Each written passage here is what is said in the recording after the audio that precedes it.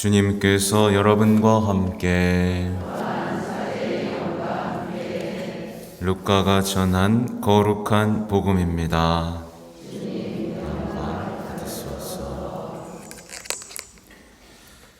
그때 하느님께서는 가브리엘 천사를 갈릴레아 지방 나자렛이라는 고을로 보내시어 다윗 집안의 요셉이라는 사람과 약혼한 처녀를 찾아가게 하셨다. 그 처녀의 이름은 마리아였다. 천사가 마리아의 집으로 들어가 말하였다. 은총이 가득한 이여 기뻐하여라. 주님께서 너와 함께 계시다. 이 말에 마리아는 몹시 놀랐다. 그리고 이 인사말이 무슨 뜻인가 하고 곰곰이 생각하였다. 천사가 다시 마리아에게 말하였다. 두려워하지 마라, 마리아야. 너는 하느님의 총애를 받았다. 보라, 이제 내가 잉태하여 아들을 낳을 터이니 그 이름을 예수라 하여라. 그분께서는 큰 인물이 되시고 지극히 높으신 분의 아드님이라 불리실 것이다.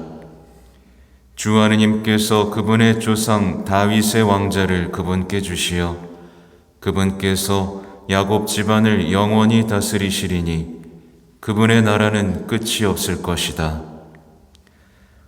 마리아가 천사에게 저는 남자를 알지 못하는데 어떻게 그런 일이 있을 수 있겠습니까? 하고 말하자 천사가 마리아에게 대답하였다. 성령께서 너에게 내려오시고 지극히 높으신 분의 힘이 너를 덮을 것이다. 그러므로 태어날 아기는 거룩하신 분, 하느님의 아드님이라고 불릴 것이다. 내 친척 엘리사벳을 보아라. 그 늙은 나이에도 아들을 잉태하였다. 아이를 못 낳는 여자라고 불리던 그가 임신한 지 6달이 되었다. 하느님께는 불가능한 일이 없다. 마리아가 말하였다. 보십시오. 저는 주님의 종입니다. 말씀하신 대로 저에게 이루어지기를 바랍니다. 그러자 천사는 마리아에게서 떠나갔다. 주님의 말씀입니다.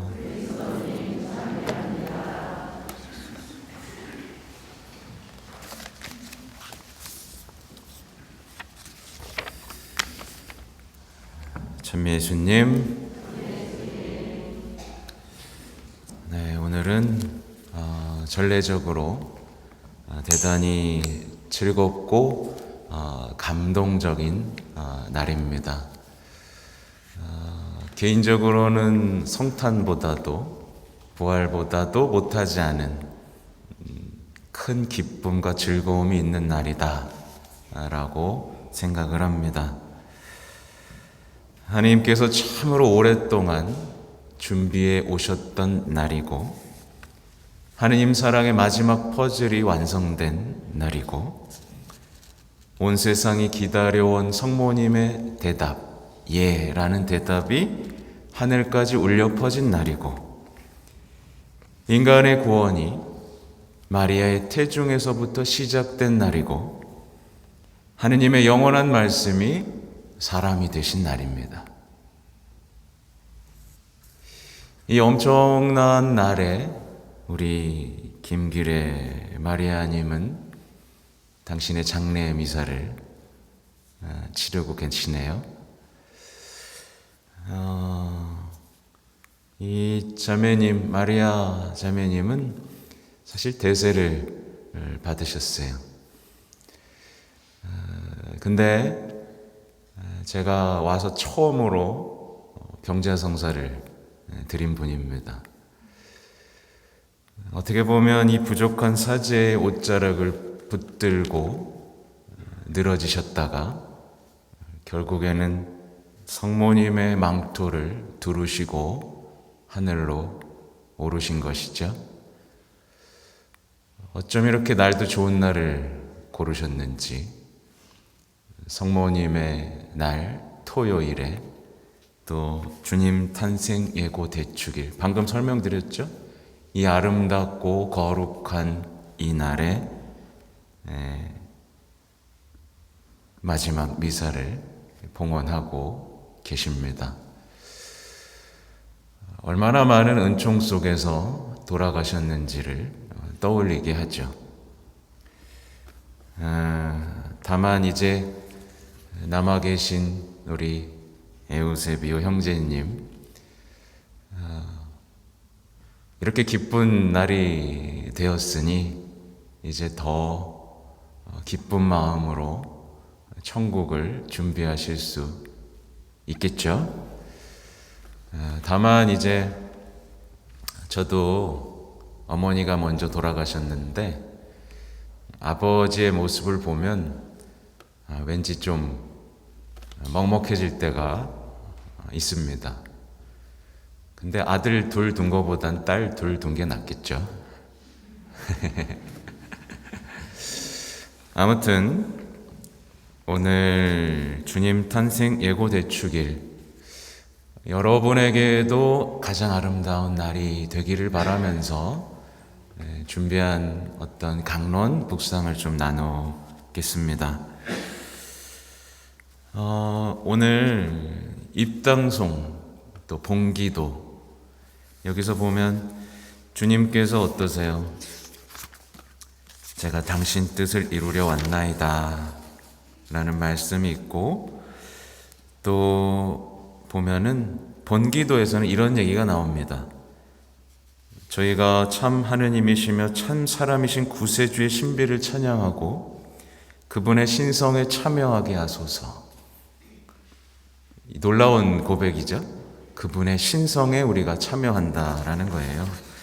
이것을 통해서 우리는 오늘의 의미를 깊이 되새길 수 있어요.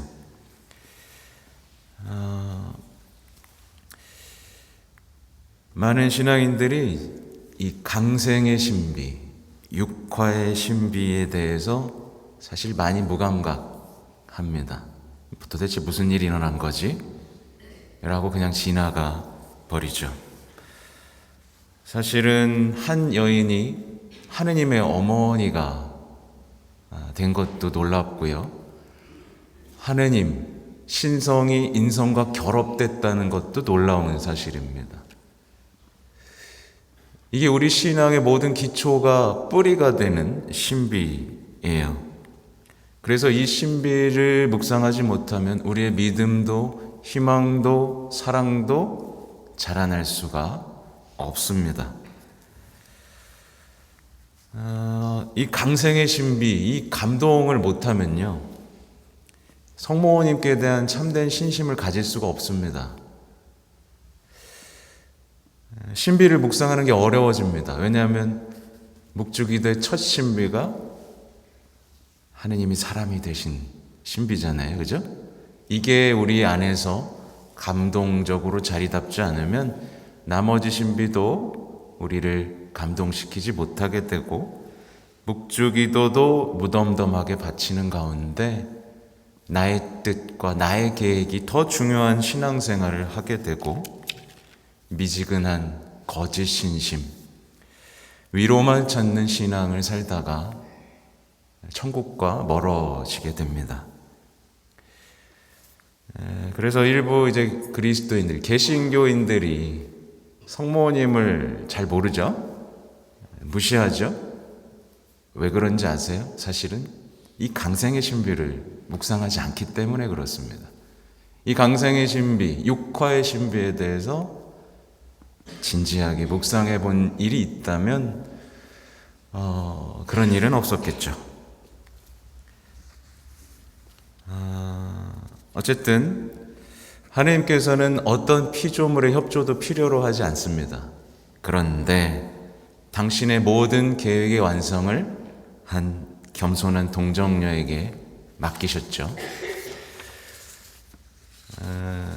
그렇게 하나님께서는 가브리엘 천사를 마리아에게 보냅니다.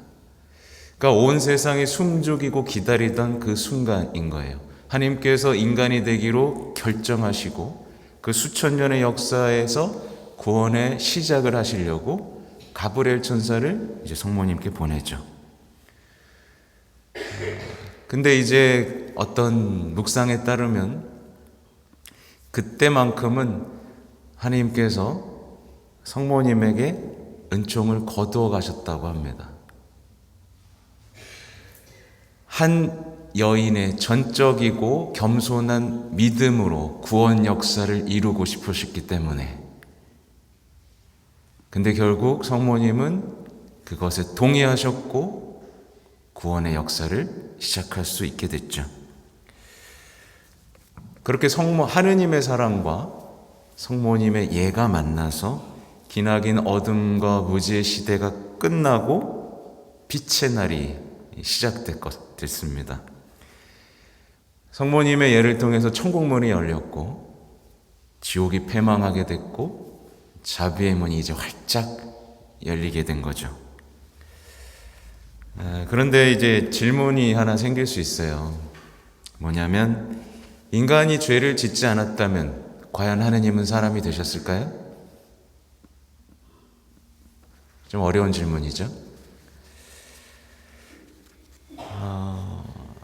하느님께서는요, 우리의 원죄가 없더라도, 우리가 죄를 짓지 않았더라도 사람이 되셨을 겁니다.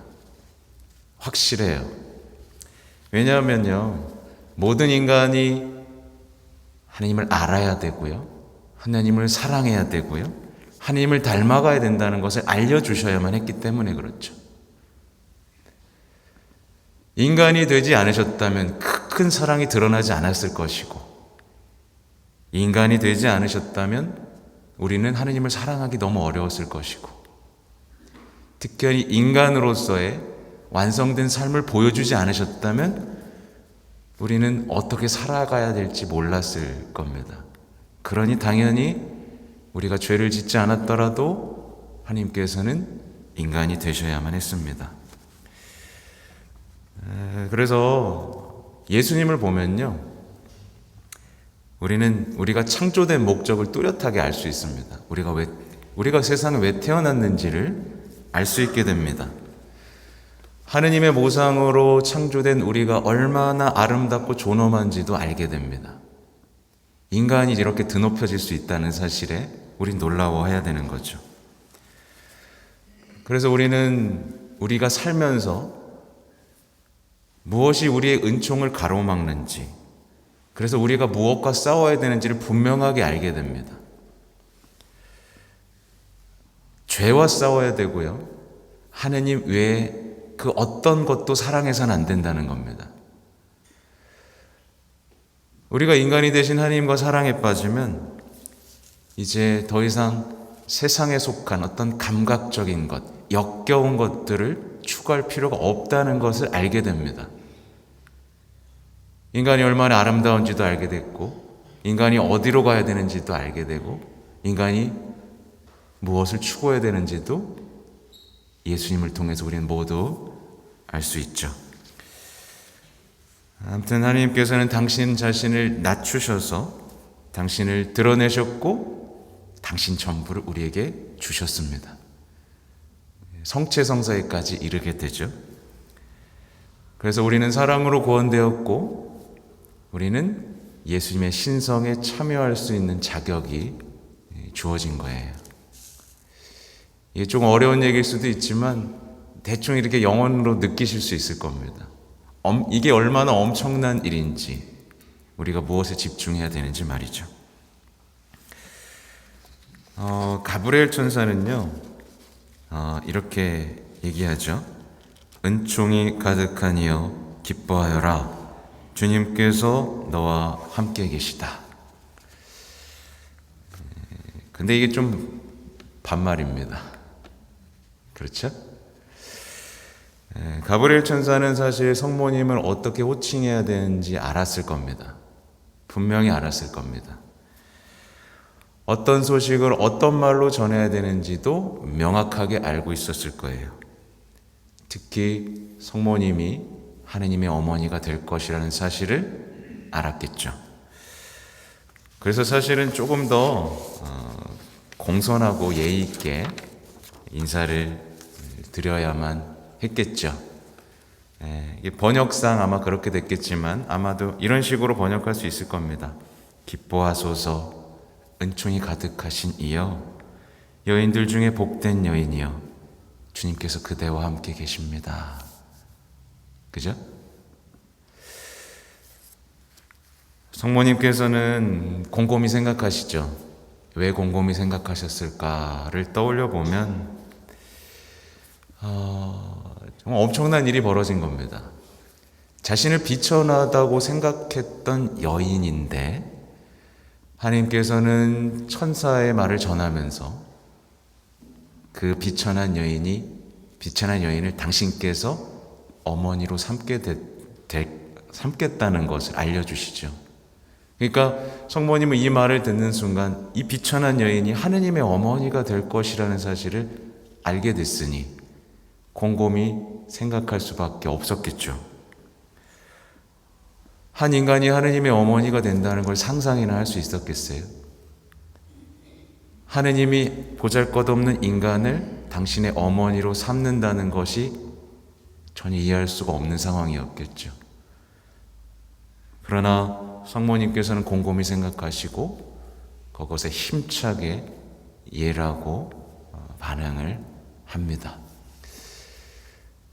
온 세상에 박수를 쳤을 것이고 천사들도 환호성을 질렀겠죠. 그렇게 하늘의 질서가 변화됩니다. 모든 인간은 천사들에게 공경을 표시해야 했지만 이제는 천사들이 인간을 섬기게 됐죠. 어쨌든 하나님께서는 세상에 오시기 위해서 성모님이라는 길을 택하셨습니다. 성모님이라는 길 밖에는 없었던 거예요. 하느님을 받아들일 길이요. 그리고 성모님의 품을 선택하셨습니다. 당신의 거처로서 성모님의 품을 선택하셨죠. 이걸 하나의 사다리로 비유해 볼 수 있습니다. 야곱의 사다리로 비유해 볼 수 있겠죠. 야곱의 사다리를 통해 하느님께서 인간이 되어 내려오시고 우리가 하늘나라에 오를 수 있겠죠. 결국 우리가 하느님께 가까워지기 위해서 선택해야 되는 길은 뭐예요? 성모님이라는 길이고, 우리가 하느님께 마땅한 자녀로 성장하기 위한 장소는 어디죠? 성모님의 품인 겁니다. 하느님이 선택하셨다면 우리도 마땅히 선택해야 되는 것이죠. 아무튼 성모님의 응답으로 4가지 사건이 벌어졌다고 전해집니다. 뭐냐면 거룩한 동정녀의 심장에서 흘러나온 피로 그리스도의 육신이 시작되는 거예요. 두 번째로 그리스도의 영혼이 창조됩니다. 그리고 그 영혼과 육신이 결합됩니다. 그렇게 하느님의 신성과 인성이 결합되는 거죠. 놀라운 건 하느님의 신성이 인성과 결합되는데 인성은 그대로 남아있다라는 거예요. 좀 어려운 표현일 수 있겠지만 우리의 인성도 드높여질 수 있다라는 걸 보여주시는 거죠. 아무튼 그렇게 참 하느님이시며 참 사람이신 그리스도께서 탄생하셨고 모든 인간은 이 그리스도를 바라보며 자신의 존엄성과 가야 할 길을 알게 되었습니다. 우리는 보통 아담이 첫 인간이라고 생각하죠. 아담이 첫 인간이라고 생각하지만 실제로 하느님에게는 시간이 없죠. 실제로 하느님께서 가장 원한 첫 창조물은 그리스도이십니다. 우리가 가야 할 길인 거예요. 아무튼 오늘 하느님의 인성과 신성이 결합된 오늘의 신비가 우리 모두를 위한 일이라는 것이 좀 더 명확해졌으면 좋겠습니다. 조금 뿌열 수도 있어요. 그러나 여러분이 죄와 싸우고 헛된 것에서 시선을 거둔다면 이 신비는 여러분에게 점점 더 환해질 것이고 그리스도를 닮아가는 것이 좀 더 수월해질 겁니다.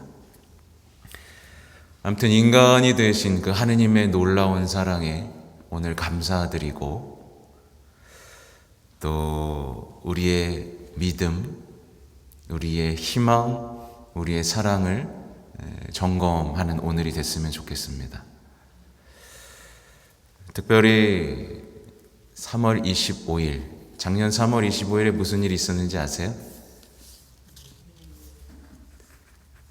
성모님의 티 없으신 깨끗한 성심에 온 인류, 특히 러시아와 우크라이나를 바친 날입니다. 그러나 전쟁은 아직도 끝나지 않았죠.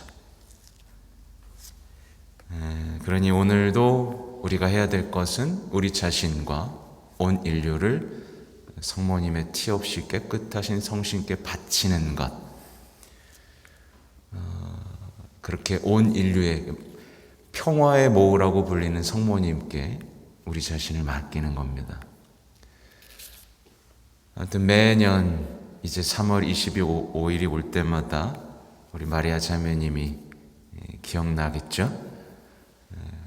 가족들도 이 대축제일에 어머니를 기리며 또 평생의 동반자였던 아내를 기리며 아름다운 나날들을 또 천국을 준비하는 시간들이 되시면 좋겠습니다. 아멘.